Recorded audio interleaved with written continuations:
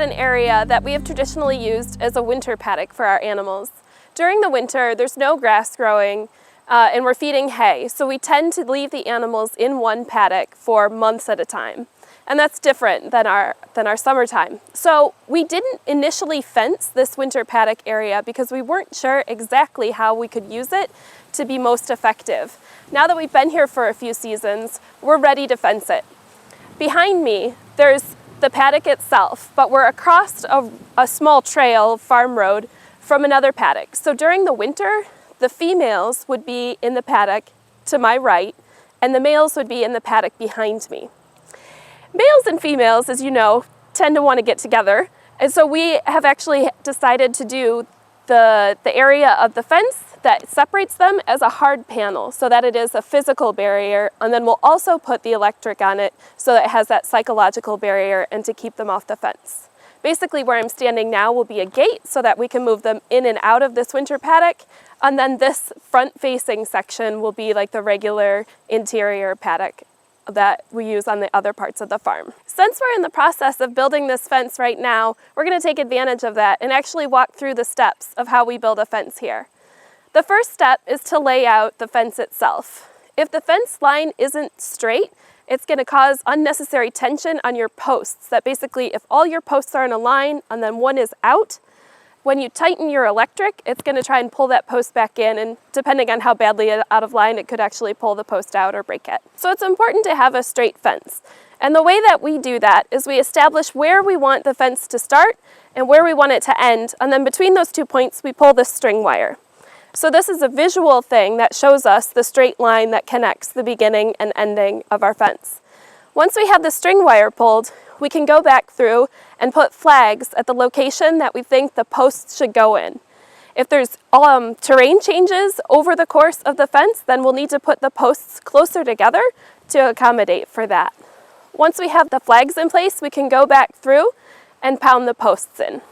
So here Nick is demonstrating the installation of a T-post for the fence line using a hand post pounder.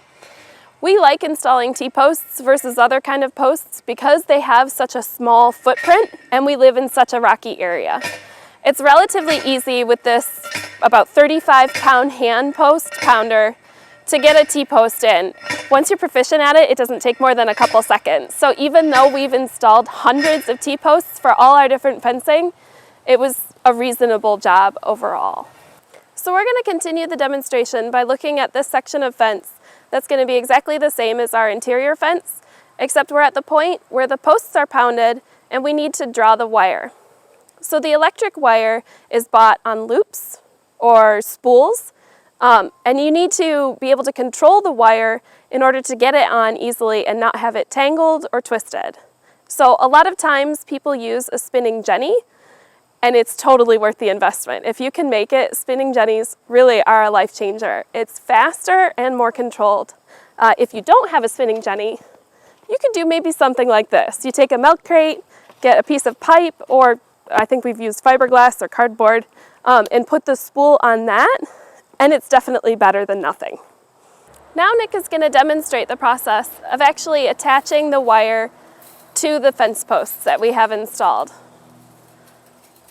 So because the wire is going to be electrified, and we don't want the fence posts to be electrified, that would ground out our entire fence, it's important to have insulators in between the electric wire and the metal posts.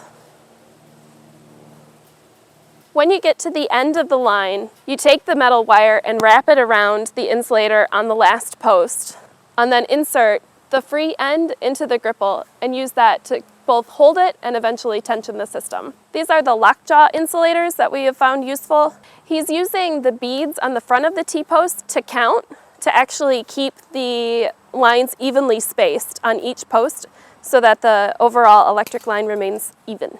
He's adding the final insulator to keep the electric line away from the cross brace, and now putting through the lockjaw on the last post, inserting the free end into the gripple, just enough to get it started, and then using the gripple tool to actuate the cam, which tightens the line.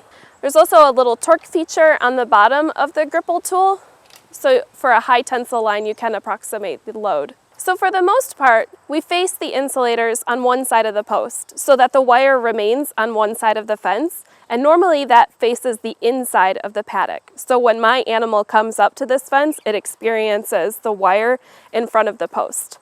The exception to this is you have your end brace and then your first post. On that first post, we actually alternate. So the top wire faces one way, the next one the opposite way. That helps to balance the load on each side of the brace so that it experiences the tension more evenly. And it's really that easy to install a single line of electric.